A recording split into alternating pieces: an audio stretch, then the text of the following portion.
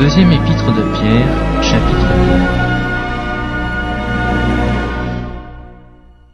2. Il y a eu parmi le peuple de faux prophètes, et il y aura de même parmi vous de faux docteurs, qui introduiront des sectes pernicieuses, et qui, reniant le maître qui les a rachetés, attireront sur eux une ruine soudaine. Plusieurs les suivront dans leur dissolution, et la voix de la vérité sera calomniée à cause d'eux.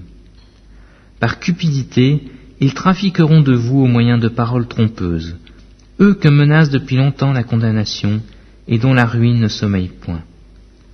Car si Dieu n'a pas épargné les anges qui ont péché, mais s'il les a précipités dans les abîmes de ténèbres et les réserve pour le jugement, s'il n'a pas épargné l'ancien monde, mais s'il a sauvé Noé, lui le 8e, ce prédicateur de la justice, lorsqu'il fit venir le déluge sur un monde d'impies, s'il a condamné à la destruction et réduit en cendres les villes de Sodome et de Gomorrhe, les donnant comme exemple aux impies à venir, et s'il a délivré le juste Lot, profondément attristé de la conduite de ces hommes sans frein dans leur dissolution, car ce juste qui habitait au milieu d'eux tourmentait journellement son âme juste à cause de ce qu'il voyait et entendait de leurs œuvres criminelles, le Seigneur sait délivrer de l'épreuve les hommes pieux, et réserver les injustes pour être punis au jour du jugement.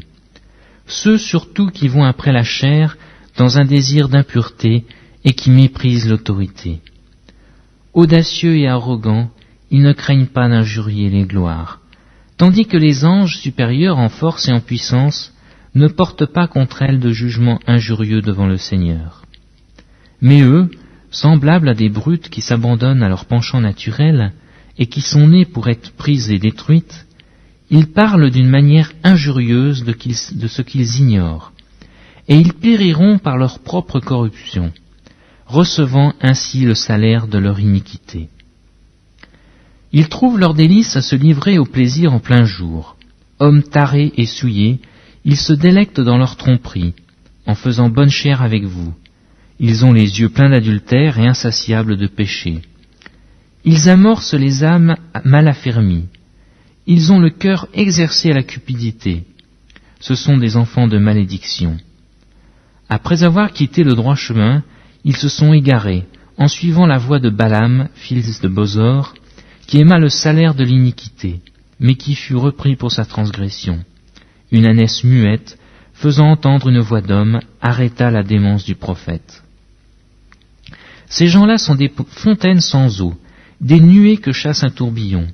L'obscurité des ténèbres leur est réservée.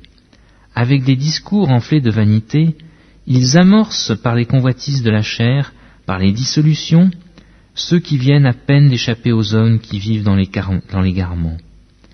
Ils leur promettent la liberté quand ils sont eux-mêmes esclaves de la corruption, car chacun est esclave de ce qui a triomphé de lui.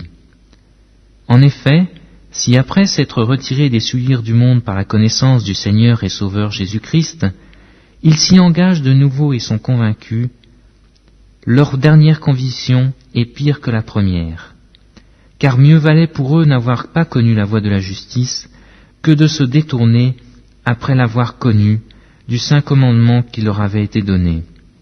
Il leur est arrivé ce qu'a dit un proverbe, « Le chien est retourné à ce qu'il avait vomi, et la truie lavée s'est vautrée dans le bourbier. »